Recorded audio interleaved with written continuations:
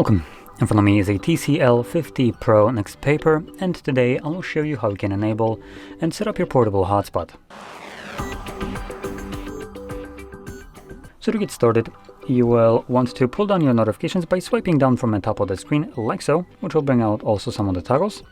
And when you swipe down once more, this will extend the list of visible toggles.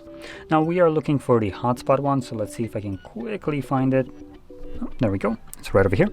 So once you see the toggle, first time around I recommend holding it, as this will quickly take you to the settings. And here you want to navigate to hotspot password. The reason for that, hotspot password is randomly generated, so without navigating here you have no way of knowing what it is set to. I also recommend just straight up getting rid of it and setting up your own new password, which will need to have at least 8 characters in length. And that can be letters or numbers, it doesn't really matter. We also have things like the AP bands at the bottom and the maximum amount of people connected. So you can go over other options here and customize them to fit your needs, but I do recommend keeping them as they are set by default if you don't know what they are. This will ensure that your hotspot works with the widest array of devices.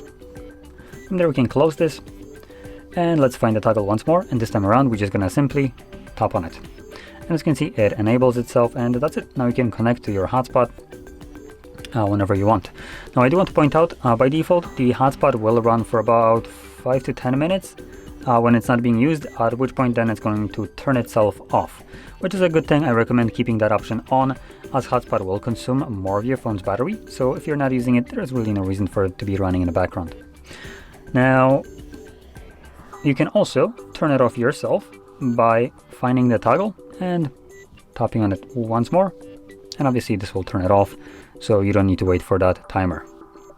Now with that being said, hopefully you found this very helpful, and if you did, don't forget to hit like, subscribe, and thanks for watching.